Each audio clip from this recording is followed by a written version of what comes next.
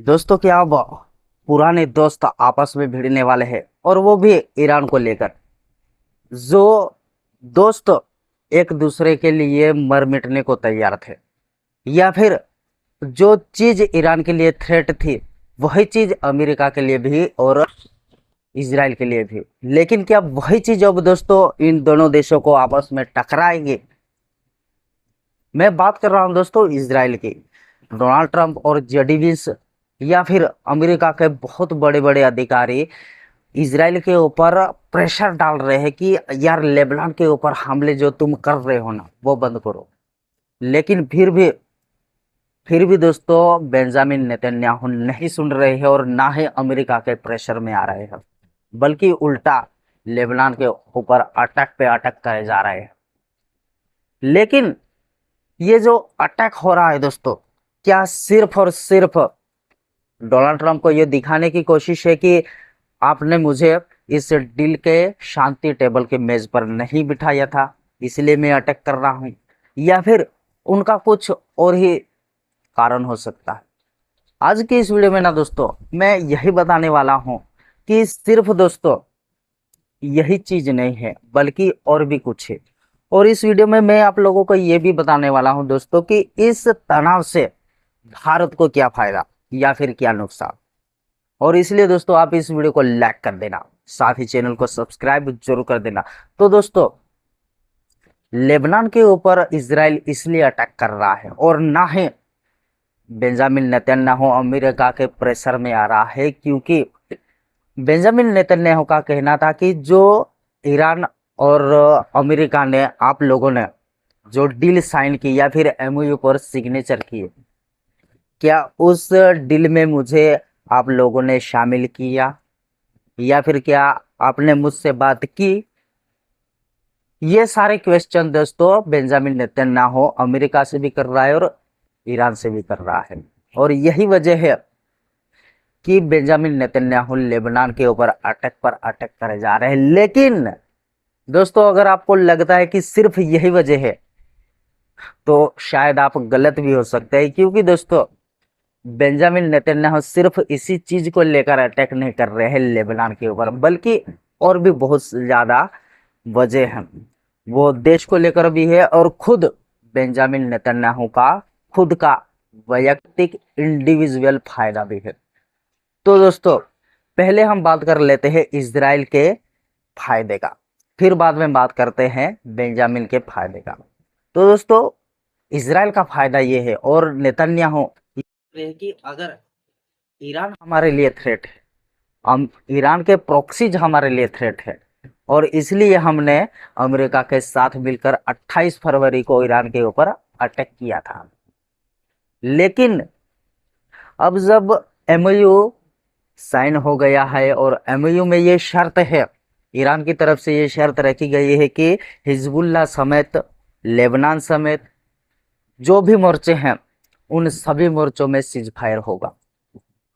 ये है, तो यही फायदा दोस्तों बेंजामिन नेतन्याहू को मिला है।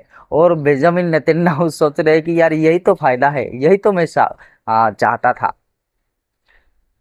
क्योंकि दोस्तों बेंजामिन नेतन्याहू इसलिए ये सब चाहते हैं क्योंकि कहीं ना कहीं जो अक्टूबर में इजराइल में इलेक्शन होने वाले हैं, उस इलेक्शन का नतीजा दोस्तों यहीं पर निकलने वाला है। और अगर इसमें परफॉर्मेंस बेंजामिन नेतन्याहू ने अच्छे से किया तो फिर इलेक्शन रिजल्ट जो आएगा वो बेंजामिन नेतन्याहू के हिस्से में आएगा, और यही चीज है दोस्तों। लेकिन सबसे पहले जो नेतन्याहू क्या कर रहे हैं, अपने देश के लोगों को ये कन्विंस करने की कोशिश कर रहे हैं कि मैं अमेरिका के प्रेशर में नहीं आ रहा हूं, और इसलिए ये लेबनान का जो युद्ध छिड़ा हुआ है उसे मैं समाप्त नहीं करूंगा, बल्कि चाहे मुझे कितना भी प्रेशर हो या अमेरिका की तरफ से कितना भी प्रेशर डाला जा रहा हो या दुनिया की तरफ से, मैं नहीं सुनूंगा।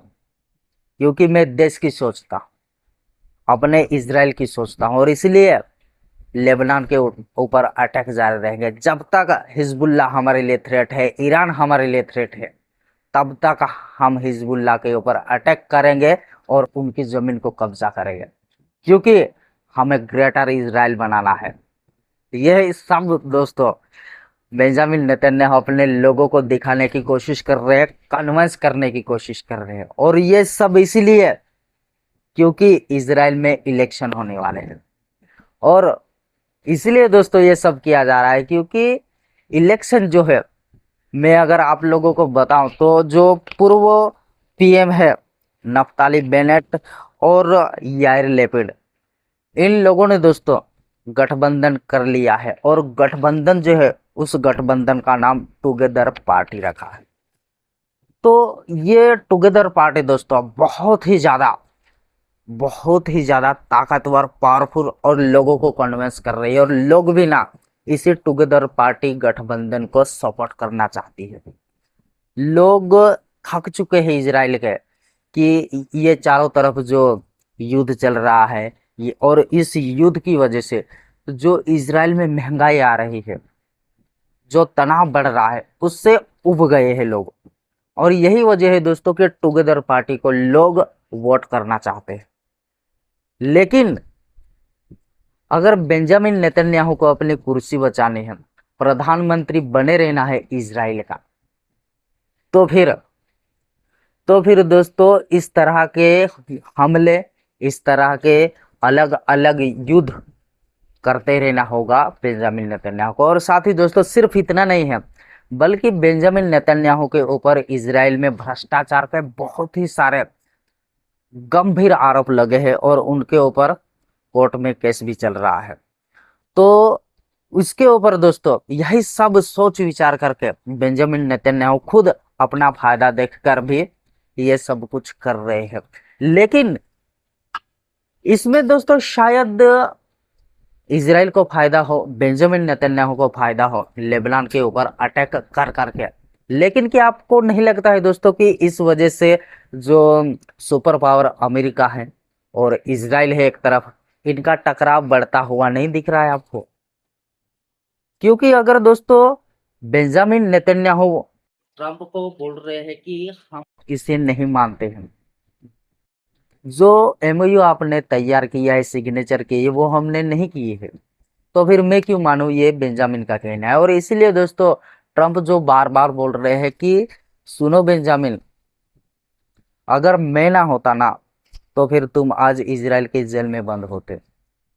और जेडी वेंस भी बोल रहे हैं दोस्तों कि जेडी वेंस ये बोल रहे हैं इजराइल को कि इजराइल जो पूरी दुनिया में अकेला पड़ गया है, कोई नहीं मानता है इजराइल को, सिर्फ और सिर्फ अमेरिका मानता है। और अमेरिका और इजराइल के ही अच्छी रिलेशन है, और वो तो हम है जो इजराइल के साथ रिलेशन बनाए हुए हैं, वरना कोई नहीं पूछता है। ये कहना है जेडी वेंस का। और यहाँ तक दोस्तों जेडी वेंस ने तो यहाँ तक बोल दिया है कि अगर मैं इजराइल का कोई नेता होता, लीडर होता ना, तो फिर मैं अमेरिका की बात सुन लेता, क्योंकि अमेरिका दुनिया में सुपर पावर है और अच्छा सहयोगी भी है, पुराना दोस्त है। तो फिर मैं अगर इजराइल का नेता होता तो अमेरिका की सुन लेता, अमेरिका के प्रेसिडेंट डोनाल्ड ट्रंप की सुन लेता। लेकिन बेंजामिन नेतन्याहू नहीं सुन रहे। इस तरह की दोस्तों स्टेटमेंट दोनों तरफ से आ रही है। तो यही वजह है कि हो सकता है आगे चल कर कि एक तरफ इजराइल खड़ा हो, एक तरफ अमेरिका खड़ा हो, और इनका तनाव अगर बढ़ा तो टकराव भी बढ़ सकता है। और अगर इसी तरह से बेंजामिन नेतन्याहू लेबनान के ऊपर अटैक जारी रखे ना दोस्तों, तो एमओयू के शर्तों के हिसाब से ईरान बोलेगा कि यार लेबनान के ऊपर तो अटैक जारी ही है, बंद ही नहीं हुए हैं, और अमेरिका तो इजराइल को कन्विंस ही नहीं कर पाया है। और इसलिए अब मैं मजबूर हूं, मुझे इजराइल के ऊपर अटैक करने होंगे या फिर इस डील से मुझे पीछे हटना होगा। इस तरह के बहाने दोस्तों ईरान बना सकता है। और अगर इस तरह से हुआ तो फिर इजराइल पे अटैक होगा, इजराइल फिर हिजबुल्लाह के ऊपर अटैक करेगा और साथ ही ईरान के ऊपर भी अटैक करेगा। और इसी तरह से अगर हुआ ना दोस्तों, तो सिर्फ और सिर्फ जो नुकसान होगा वो अमेरिका, इजराइल और ईरान को नहीं, बल्कि पूरी दुनिया को होगा। दुनिया के साथ साथ दोस्तों हमें भी होगा, हमारे भारत को भी नुकसान होगा। मैं आगे आप लोगों को बताता हूँ किस तरह से भारत को ये नुकसान होगा। सबसे पहले दोस्तों, स्ट्रेट ऑफ हॉर्मुज तो आप लोग जानते हैं। स्ट्रेट ऑफ हॉर्मुज अगर ब्लॉक हुआ था तो फिर जो भारत में तबाही देखने को मिली या पूरी दुनिया में एनर्जी का शॉर्टेज हुआ। मैं एनर्जी की बात कर रहा हूं दोस्तों। एनर्जी ने पेट्रोल, डीजल, जो किल्लत थी हमारे देश में, उस वजह से जो हमें बहुत सारे परेशानियां उठाने पड़ी। हमारे कारखाने बंद पड़े, या फिर कारखानों में जो काम करने वाले लोग जो असहाय थे, या फिर पेट्रोल डीजल पर चलने वाले बहुत सारे रोजगार, बिजनेस ठप पड़ने लगे। और इसी वजह से दोस्तों जो महंगाई है वो आगे बढ़ी। और अगर और एक बार स्ट्रेट ऑफ हॉर्मुज ईरान ने बंद कर दिया तो फिर खाड़ी देशों का जो एक्सपोर्ट है, 80% खाड़ी देशों का एक्सपोर्ट स्ट्रेट ऑफ हॉर्मुज से होता है, वो एक्सपोर्ट भी ठप पड़ेगा। और साथ ही दोस्तों मुझे लगता है कि ईरान सिर्फ स्ट्रेट ऑफ हॉर्मुज को ही नहीं बल्कि बाब अल मंदेब को भी ब्लॉक करेगा। ये आप स्क्रीन पर देख सकते हैं दोस्तों। बाब अल मंदेब जो है, अदन की खाड़ी, अरब की खाड़ी, इन्हें पार करके दोस्तों लाल सागर में जाना होता है। और लाल सागर में जाना जाए तो फिर आगे जो है इजिप्ट का, मिस्र का दोस्तों जो स्वेज नहर है, स्वेज कैनाल, वहां पर जाना होता है। वहां पर जाकर हम यूरोप में जा सकते हैं। और अगर ये बाब अल मंदेब बंद हुआ ना दोस्तों, तो फिर हम लाल सागर में किस तरह से जाएंगे। और लाल सागर नहीं जाएंगे तो फिर स्वेज नहर किस तरह से पार करेंगे। और उधर से अगर स्वेज नहर से कोई आ भी गया लाल सागर तक तो फिर बाबा अल मंदेब को किस तरह से पार करेगा। और अगर पार नहीं करेगा तो फिर वो अरब के समुद्र में कैसे आएगा। और अगर ये सब दोस्तों रास्ते बंद हुए तो दुनिया का 5% ट्रेड दोस्तों यहीं से होता है, वो ठप पड़ जाएगा। अगर ठप पड़ा ना तो फिर जो भारत में हमें एनर्जी की किल्लत देखने को मिली, जो पेट्रोल डीजल आज इतना महंगा हो चुका है किल्लत की वजह से, वो और भी ज्यादा दोस्तों और भी ज्यादा किल्लत होगी। और भी ज्यादा इसमें हमें महंगाई देखने को मिल सकती है। जो बिजनेस पेट्रोलियम पर चल रहा है उस पे भी हमें इफेक्ट देखने को मिलेगा। और साथ ही दोस्तों सिर्फ यही नहीं है, जो खाड़ी देश है ना वो भी तिलमिला उठेंगे।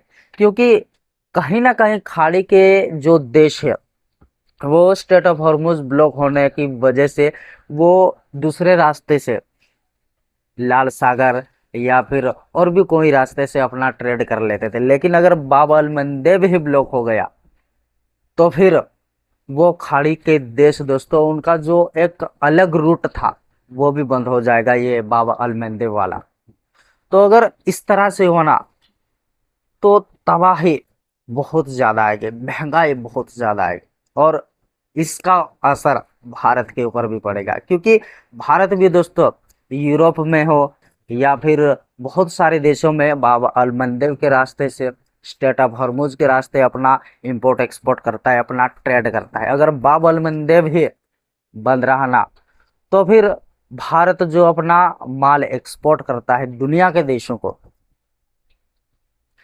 तो फिर वो माल किस तरह से भेजा जाएगा। अगर भेजते भी है तो फिर हमें बहुत ज्यादा घूम कर जाना पड़ेगा।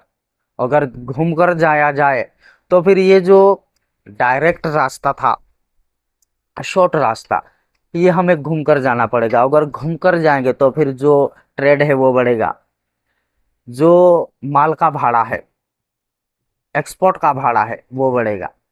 और फिर एक्सपोर्ट का भाड़ा बढ़ा तो सामान का भाड़ा बढ़ेगा। सामान का भाव अगर बढ़ा तो फिर हमारी जेब कटेगी। हमारी जेब कटी तो फिर दोस्तों पूरे देश की इकोनॉमी डाउन हो जाएगी। और यही वजह है कि दोस्तों इस तरह से ये सारी चीजों का आना बहुत ही ज्यादा गलत है। लेकिन कहीं ना कहीं इजराइल और बेंजामिन नेतन्याहू सिर्फ अपनी सोच रहे हैं। और इसलिए अगर हम ये सोचे ना दोस्तों कि सिर्फ हमारा फायदा हो, और पूरी दुनिया में दोस्तों जो जियोपॉलिटिक्स है वो सिर्फ अब अपनी कंट्रियां अब अपने हित देखती है, अब अपने फायदे देखते हैं, और इसराइल भी यही देख रहा है। लेकिन इसका इफेक्ट बहुत ज्यादा हो रहा है, जैसा कि मैंने आप लोगों को बताया। तो मुझे लगता है इसराइल को, अमेरिका को और ईरान को बैठकर आपस में कोई ऐसा शर्तें एक दूसरे की मनवानी होगी, या फिर टेबल पर बैठकर एक दूसरे का जो भी शर्तें हैं वो आपस में बैठकर बात करनी चाहिए, और इसके ऊपर कोई समाधान निकलना चाहिए। नहीं तो दोस्तों मुझे लगता है कि जो सिर्फ भारत में ही नहीं, पूरी दुनिया में इसका बहुत ज़्यादा बुरा असर हमें देखने को मिल सकता है। तो यही चीज़ है दोस्तों कि मैं इस डील को, एमओयू को अच्छा ही मानूंगा, लेकिन इसराइल के तरफ से जो कुछ भी हो रहा है वो भी एक खराब चीज़ है। आप इस विषय में क्या सोचते हैं दोस्तों? अगर आप सोच रहे हैं कि ये सब कुछ इसराइल ठीक कर रहा है, तो फिर आप जो भी समझे कमेंट बॉक्स में जरूर बताएगा। और अगली जो वीडियो है ना दोस्तों, मैं रूस और यूक्रेन के ऊपर लाने वाला हूँ। तो अगर आपको रूस और यूक्रेन का ये टॉपिक अगर अच्छा लगता है तो वीडियो को लाइक कर देना। थैंक यू दोस्तों। जय हिंद।